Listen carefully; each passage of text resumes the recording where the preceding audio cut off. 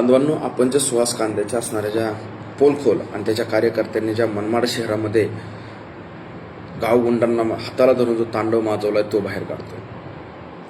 खूप त्रास देतात, फोन करतात, धमक्या देतात, माझ्यापर्यंतही आलेत.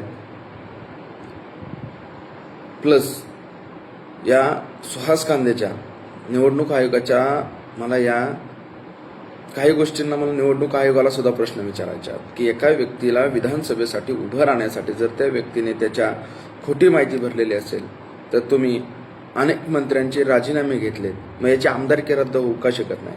ह्याला 1 सोडून 3 मिसेस.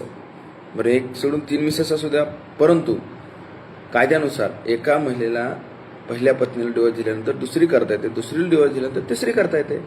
पण यांनी फक्त एका पहिल्या पत्नीला डिवोर्स दिलाय, ते पण तिच्या चुकीच्या सह्यांवरती करून.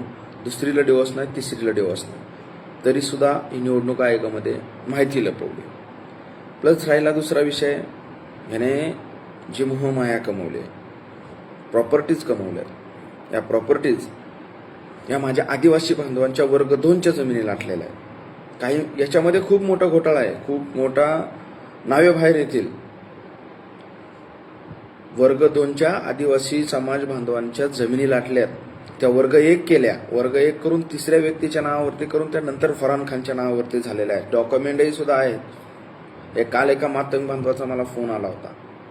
नांदगावमध्ये आमची प्रॉपर्टी होती, आम्ही मुंबई, संभाजीनगर, पुन्हा या ठिकाणी कामाला असतो. माझ्या वडिलांना माझ्या सर्व चुलत भाऊ, सख्खे भाऊ म्हणून फसवलं, सह्या घेतल्या, 1.5 लाखाने ते क्षेत्र खरेदी केलं वर्ग 2चं. त्याच्यावरती बोजा दाखवला, त्याच्यावरती ज्यांची म्हणजे त्या होतकरू कामगार माझ्या बांधवांची कॅपॅसिटी नसण्या एवढं त्या जमिनीवरती कर्ज काढलं आणि त्यानंतर सरकार जमा केल्या, सरकार जमा करायच्या आणि नंतर वर्ग 2 करून हे वर्ग 1 ट्रान्सफर करायचं आणि ते ट्रान्सफर करून ती जमीन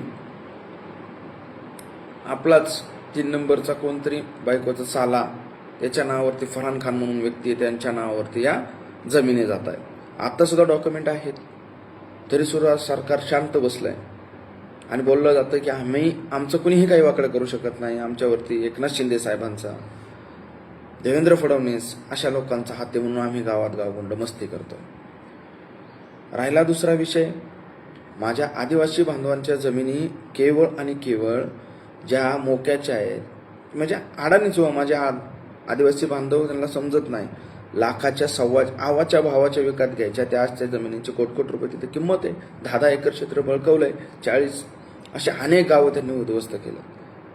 माझी या नांदगाव आणि मनमाडमधील मतदारसंघांना, मतदार लोकांना विनंती आहे, माझ्या 3 प्रश्नांची तुम्ही मला आज फोन करून उत्तरं देता. तुम्ही आज माझ्या 3 प्रश्नांची उत्तरं द्यावीत.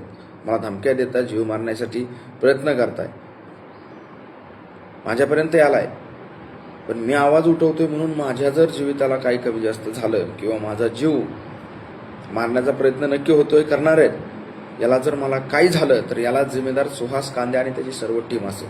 माझ्या केसालाही जरी धक्का लागला, माझ्यावरती हल्ले जरी झाले तरी याला कारणीभूत सुहास कांदेच असणार आणि ते सहकारी असणार. राहिला दुसरा विषय, मी सत्य आणि पोलखोल बाहेर काढणार म्हणजे काढणार.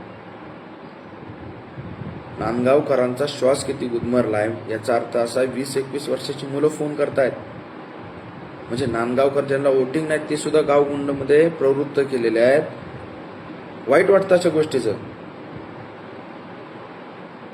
धमकवायचं काम करतायत.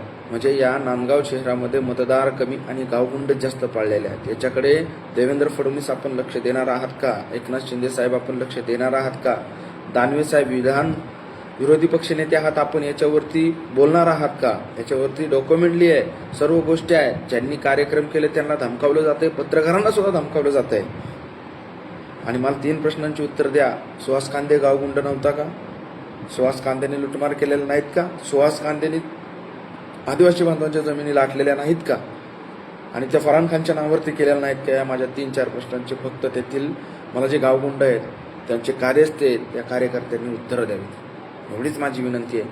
आणि निवडणूक आयोगाने याच्यावरती कारवाई करावी ही माझी विनंती. हात जोडून निवडणूक आयोगाला विनंती आहे, असं चालणार नाही.